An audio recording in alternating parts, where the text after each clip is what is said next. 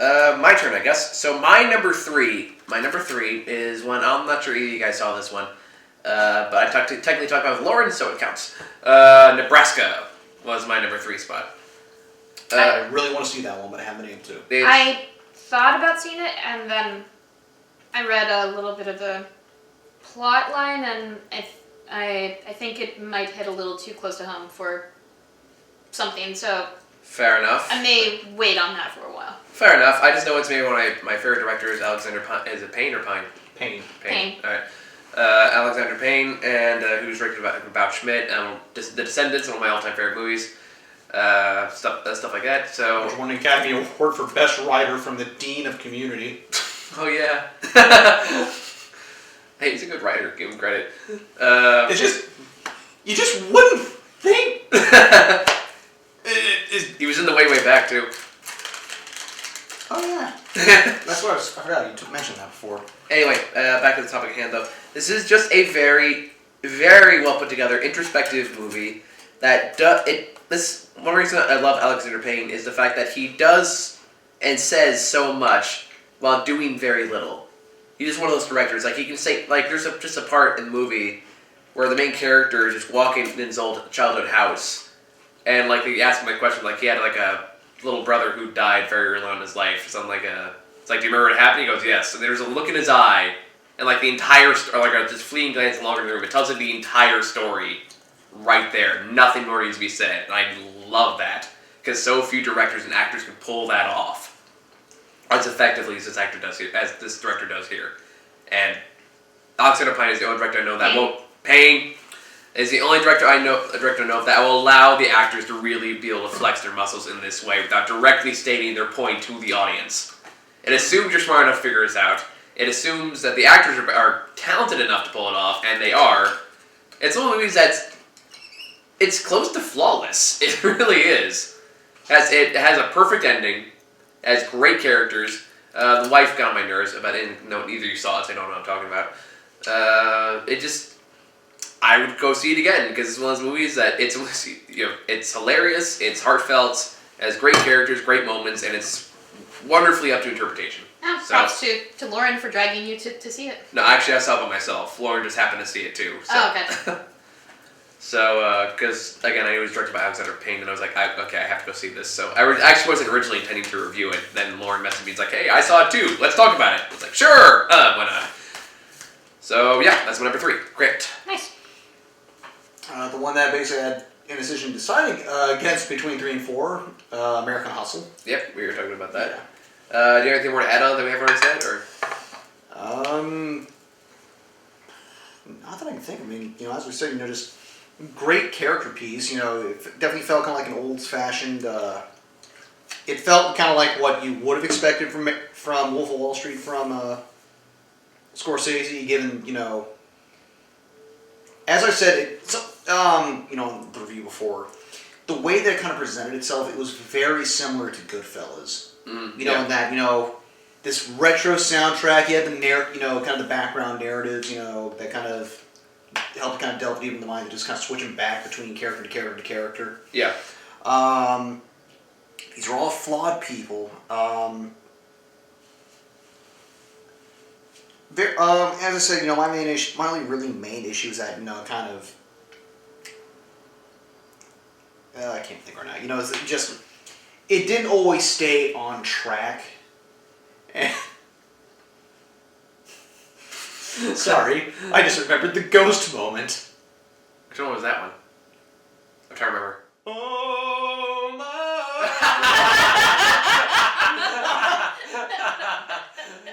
What was it they were doing? They were making peach pie or something. It was for a trailer for Labor Day.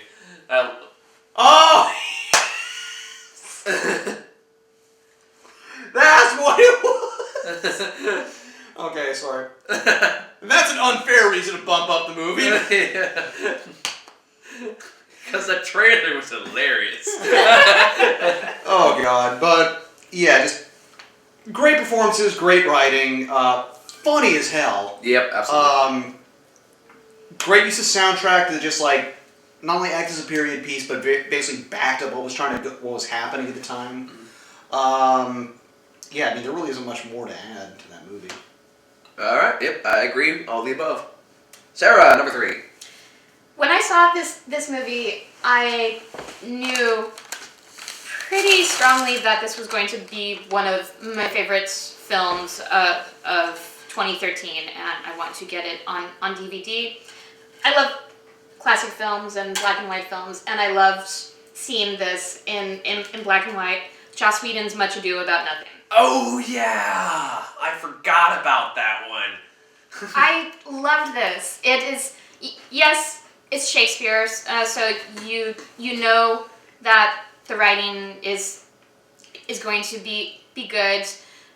But what sets this apart from other film versions, a few things. Joss Whedon, for one. He filmed it all in his backyard. Yes, it's Joss Whedon. He filmed it in his backyard, at his house. It's in black and white. It's modern dress. And Simon from Firefly is the villain. Yeah. And it has Captain Mal Agent Coulson. as Oh yeah, he's in that one too, isn't he? as one of the bumbling cops. And it is a beautiful, charming black comedy. It fucking works, and it probably shouldn't. It works incredibly well. Because it's modern dress, and they have an iPod at one point. Yes. An awkward dance. And it just works. It has beautiful cinematography. It doesn't try too hard. These actors do Shakespeare brunches with Joss Whedon on a regular basis, so they know how to deliver Shakespeare. And it's wonderful. It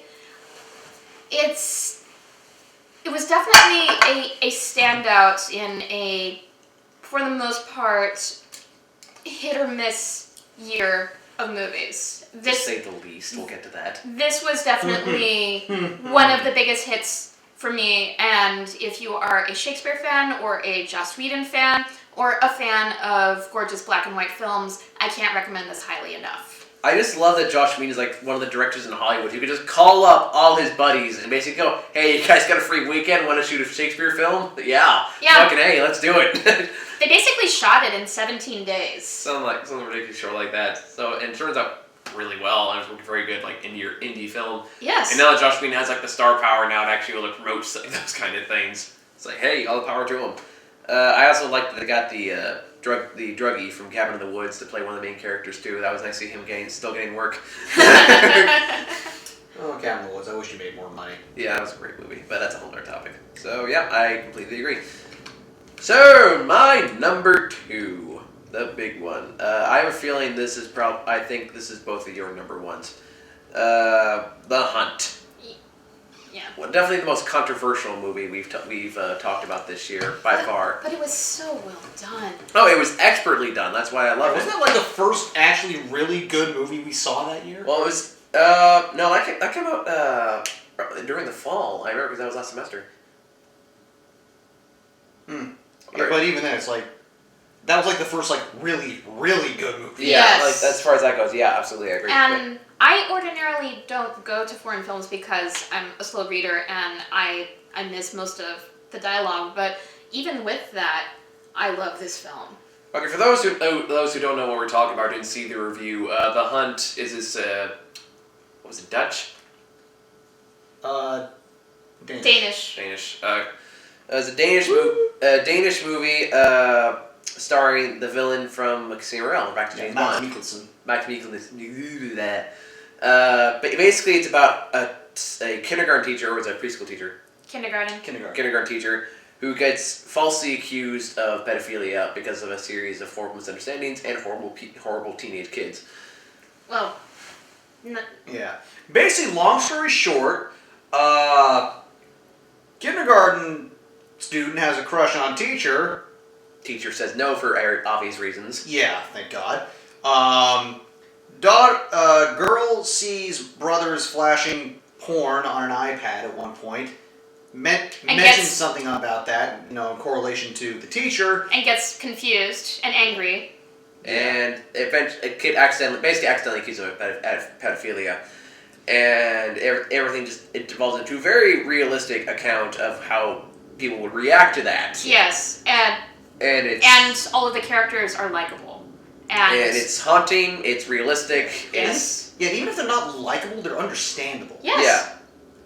And it's like everyone in this movie does horrible things at one point or another, but even then you understand why they're doing it. Nothing here feels forced. Nothing here feels like shoved down your throat. It feels real. It feels like it's actually happening. That makes it both fascinating and incredibly difficult to watch. It's paced perfectly.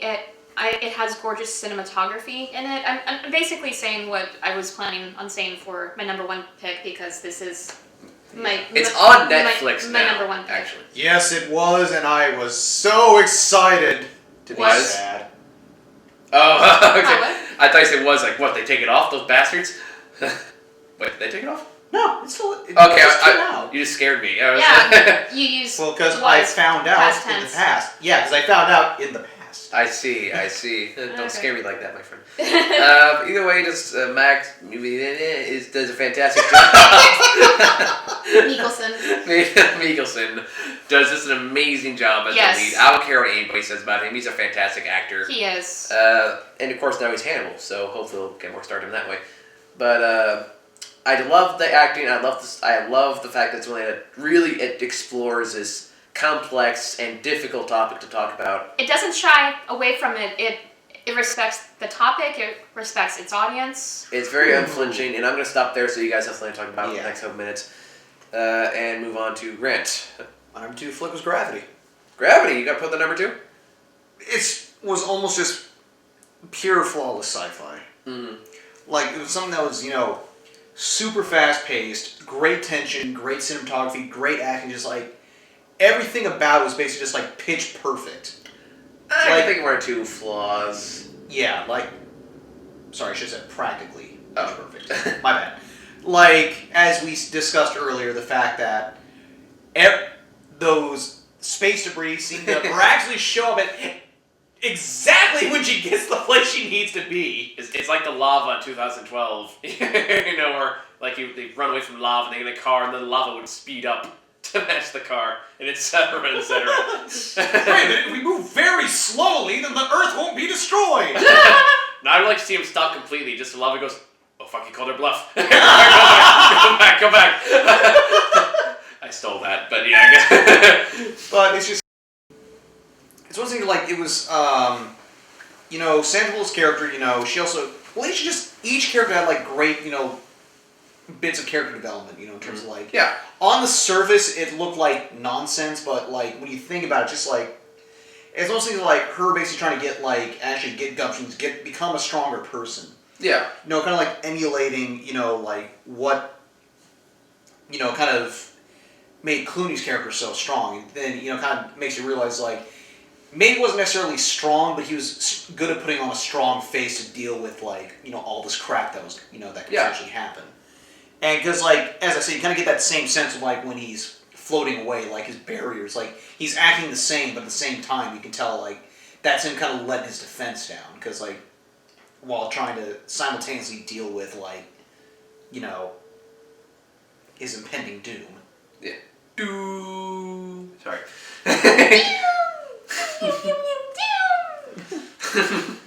And it was just Harger. the fact that I actually Ger's awesome. felt myself basically borderline tearing up when Bullock just ready to die. That part with the radio. Yeah, it was just oh god. Man, I know this is heavy. I agree. I think a couple things that bothered me about the movie though is I thought the fetus symbolism was a bit much. Not really. I thought that was kind of a good use of basically showing that was the point where a character was going to be was trying to start things anew. True, but at the same time, it was also it was just missing the 2001: A Space Odyssey music. Yeah, I will admit it did feel kind of weird, but thematically speaking, it fit very well in there. Fair enough. And then there was the part at the very end when she starts crashing, and then she kind of starts saying all the kind of cliche lines about growing as a person and stuff like that. Yeah. As I said, that was also just her kind of trying to emulate what's his face. Yeah, true. Yeah. At the same time, it's also too many callbacks in a 5-minute span. It did. I'm also glad that it just, it happened just very quickly. You're able to get past it, relatively Why wait for the sequel? Ow. Anyway, sorry. The sequel will be called John Mayer. I'm sure I get that one. Gravity! Well played, sir. I see what you did there. Yeah. That just made me explain a joke, so I killed it. We still laughed. That's not my favorite John Mayer song, so I haven't thought about it for years. Here's the good news. There is no favorite John Mayer song. He's just... Anyway, Anyway. back to topic at hand. You got anything else or you good? Okay, I think so that's it. number 2. My number 2 is a movie you're going to be talking about shortly. Yep. 12 Years a Slave. Oh my god, is this movie unrelenting and gorgeous, and tour de force performances, and it is it could be more honest, it could be more brutal, but it is a fairly honest portrayal of one of the darkest, most horrible aspects of American history. And it just grips you from start to finish, and thank God it lets you exhale when it's done. Yeah. No, I agree. I actually got a lot of comments about this movie in particular from people. I got a few people, like I had one friend who says like, yeah, I got all, he was black, who after the movie, he's like, yeah, I got all the white people come up to me after and apologize after the movie was over. Like, I'm so sorry, like white guilt through the roof. And I got some people who actually like read the book it's based on, like, no, the book is much worse. Like, and that's saying like this movie's already pretty fucking bad. Yes. It's the same thing. With Like I said, it's fairly honest. Oh, okay. It could be more honest, but it is fairly honest. It's definitely kind of a recurring trend. Like, there's a lot of movies where like they'll kind of scale back. Like Precious was kind of the exact same thing, where like it was messed up, but they didn't really show the worst of it. Yeah, but it's just like so much you can take. I mean, just the scenes in this movie are so Like, it's so expertly done. Yeah. And I'll talk about Yes. more in a bit. Hey, if I have time to see it, I might go after this review. Not so fast, Bucky. We still got the worst to cover. Anyway, yeah, you keep going. Yeah, and I'm going to steal a point that the highbrow reviewer made on his video year-end retrospective. Sorry, Owen Citizen. It shows how perfectly constructed the system of slavery was established, and how difficult it is to break out of. And you actually get a unique perspective of the character that you follow, because, and we talked about this in the review, he starts off as a free man in New York, and he gets thrown into the system of slavery. And so you're kind of watching the process in reverse, and basically seeing this good man do his best to survive. And it's a beautiful film. Has some great cinematography in it. I still remember that shot through the weeping willow tree. Yes, I'm repeating myself from the review, but for those of you who haven't seen it, yes, it's perfectly put together. And I am glad that in 2013 there were a few films like this. It's definitely a nice change of pace. Yes. From what we'll talk about later. Even if the subject matter is hard to acknowledge, but it's a wonderful film, and if you haven't seen it yet, do. On that note, it's pretty much just jump straight to my number 1, which is, as I'm sure you guessed by now, 12 Years a Slave. So basically, kind of leading off what Sarah was saying is that I love the exploration of the main character in this. I mentioned this in the review too. I like that it feels like it almost very accurately portrayed a term I hate to use, but it is accurate, slave culture during that time period. Yes. Basically, like, for both the slave owners and the slaves themselves. Because, like, it is about, of course, first and foremost, cruelty, slavery, but it also doesn't just say slavery was bad, here's why. It also explores, like, what these people's lives were like, what they did, like, what their daily lives were like kind of like how they would kill time, or how they just deal with all the shit they have to deal with. And or even better yet, has some managed to turn around to their advantage in some rare cases, like especially towards the end with Michael Fassbender. Michael Fassbender is a great psychotic bastard, by the way. Yes. I mean, it's Michael Fassbender. I mean, disturbingly so. It's just he's insane, but not to the point where it's unbelievable. Yeah, he's just you believe every second of his just kookiness. He never quite goes cuckoo for Cocoa Puffs, but. Which I hate. I feel bad for using that joke to describe this movie, but I feel bad for making any joke about this movie. It's one of those things, white guilt, is just driving me insane here. But no, it's just like the main actor just does a phenomenal job of just going through this personal journey from beginning to end, and it's hard not to cry when you get to the final ending of the movie, which... Oh, yes. Yes, like by the time we were done... Like, we were all just emotionally drained. I don't think we said, like, 5 words to each other until we got to the car. Mm-hmm. Which was a long walk, by the way, because we were in a mall. Yes,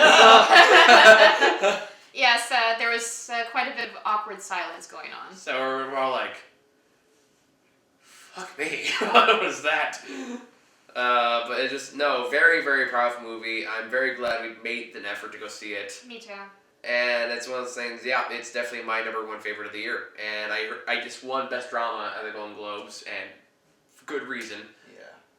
So I know it's like that and Gravity are actually like the top 2 contenders. Yeah, they're definitely the most mainstream, so. 12 Years a Slave will probably win, to be honest, if I have to choose between the 2. Because sci-fi never wins. Well, in this case, this 12 Years a Slave is just simply better. Yeah, but, I expect as much. But, just... And again, we're back to Benedict Cumberbatch, who's in this movie for a little bit. He plays kind of like the more sympathetic slave owner. Again, the guy who's like well-meaning but still racist. Well, he's not even really racist. He's the way he's portrayed in the movie is kind of like, I don't think he wants to own slaves. He just feels like he has to in order to keep in business. He was kind of like the Christian Slater of Wind Talkers in this movie. I don't get that reference. He was a guy that he still adhered to some stereotypes about Native Americans, but, he wasn't being unfriendly about it. Like, he was trying to make a connection. Kind of, sort of. I mean, like, he makes a connection with, I think Samuel is the main character's name. Solomon. Solomon, I was close. Yes. But basically, he makes a point of, like, actually talking. He listens to what he has to say. He actually takes his advice on several cases, and gives him gifts and stuff like that. Actually treats him very well. It's actually the Foremans and everyone else that has a bigger problem with him than Cumberbatch does. But they're more in charge, so therefore their racism kind of takes front stage more than Cumberbatch's kindness. So it was like, on the scale of, like, evil to good, it was like from people like, you remember, it was like Cumberbatch bottom, not Cumberbatch, Fassbender bottom. Yes. Cumberbatch was relatively high up there, and then like Brad Pitt was like supposed to be the ultimate. Oh. Yeah. Yeah. That's what they kind of did bother me. It's like, Craig's pointing this out. I kind of agree with them. It's like, it does have a lot of A-list stars on there. So it kind of takes you out of the moment and go, hey, it's Brad Pitt, or hey, it's Paul Giamatti, or hey, it's Brad Pitt playing a white Canadian who... I'm convinced that this is where he took like a pit stop during his journey as Benjamin Button. I was gonna say amidst trying to escape a zombie apocalypse, but I like mine better. Yeah, it's more fits with the accent he went with in this movie. It does actually. Like if all the roles are in this movie, I think Brad Pitt is probably the weakest, to be honest. Yes. But even then, although his role is one of the smallest, also. True. So take that as you will. But yeah, that's my number 1. I know what your number 1 is, so I'll let you guys go at it. I said The Hunt, of course. Yeah. So our number 1 matches, and I had a little trouble deciding whether to put this as my number 1 or number 2 and put 12 Years a Slave as my number 1. And when I really sat down, and compared the two experiences, which are similar in some ways. They are both unrelenting, honest, quality, beautiful films. But what, for me, made The Hunt my number one was the fact that I experienced more of a range of reactions to what happened over the course of the story. And I said this in the review. I laughed at the moments that had levity. I got choked up and teary-eyed. I got scared. I felt a tremendous amount of empathy for the characters, even the ones that I didn't like as much. Yeah. And there is one shot towards the end where a figure is blinded by this gorgeous, and props to whoever caught this on screen, this gorgeous ray of sunlight. It is just stunning. Just that shot of like, yes. It left you it just left it on such a believably dour note. Mm-hmm. The idea that, which is smart and realistic. Yeah, it's like I'm glad they didn't show who, like, because basically it's like we should probably explain the ending. Yes, but the cinematography on that shot was along with the other reasons I listed why this is my number one and 12 Years a Slave is my number two. To emphasize why 12 Years a Slave is not on my list, I did not see it, so... Bastard. Hey, I was going to see it last week, but then stuff came up. Sure. Racist bastard. Sorry, go ahead. Says, I'm just being a dick. Yeah, says the white man. Well, anyways, just wait to see the most offensive list of the video. Oh, God. I'm working on it. I'm just kidding. But, it's just, on the topic of being, like, emotionally exhausted from a movie, it's just, it's those ones where, like, when we finished, we were, all three of us just like, Jesus! Yeah. Yeah. It was just we all had the reaction coming out of the theater. Oh my God. Yeah. It's like, because we had no idea this movie was even about when we went into it. Yeah. Yeah, and it's like, I saw a high number score. Let's go see it. So what's this about? Oh dear. Yeah, and I didn't even know that it was a foreign film until we went. None of us did. Went in and. Aren't you glad I didn't say anything to the last minute? Yeah, I was the one that told you about the movie, if you recall.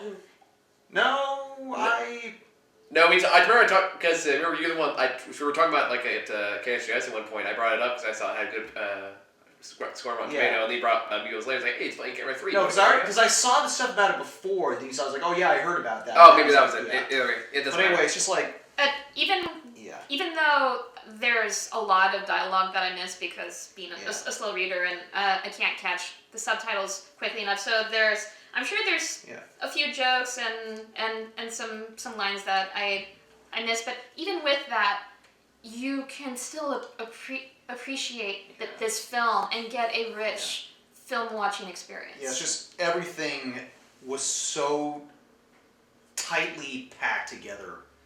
It's like everything complemented each other so well that like it was pretty much like, once again, I wouldn't say it was perfect, but it was one step away. Yes, of all the films that we saw this year, and we saw a fair amount, this is a top standout. Yeah. Which is why it's at least yours and my number one. Yeah, because just like, just smartly written, very analytical, not only of like, the way people react to pedophilia in general, but also the mob mentality. Yes. And given, this also kind of near the whole, Trayvon Martin Zimmerman thing, it was so freakishly relevant. Yes, it was. In terms of like, just like the way that, we kind of see in terms of like how we'd react to like the person we see who did some atrocious act.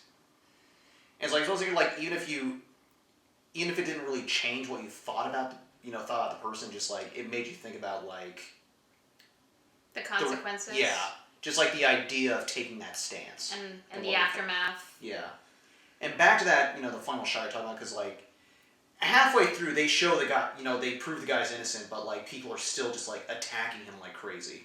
Yeah, so his life has been changed, and it's unforgiving. Yeah, and just like that was something that was just sort of, it's like the courts, courts don't decide who's innocent. Generally, it's the people who end up making the choice. Yes, and which also leads to that ending moment you're talking about, where basically just like the shadows just like staring at him after he basically tries to shoot a deer. Mikkelson's character. Oh yeah. And just walks away, like just showing us like it was just this ghost that's gonna haunt him forever.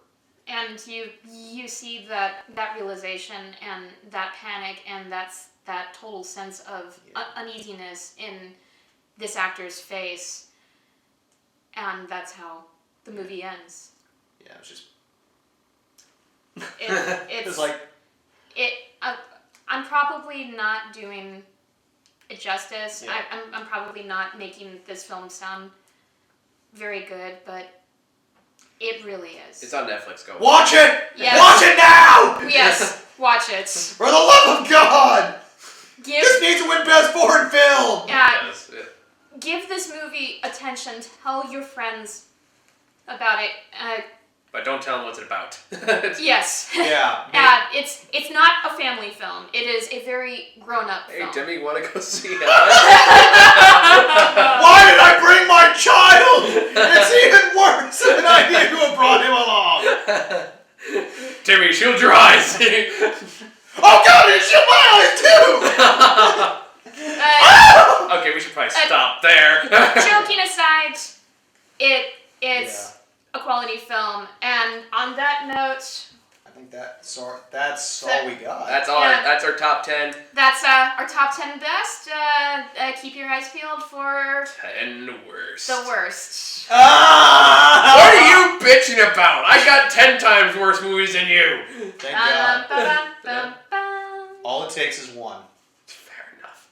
All right. So thank you so much for watching, and here's 2 hours of this. I'm only guessing. Here's hoping for 2014 having a much better fucking year of movies. Please. Bye, guys.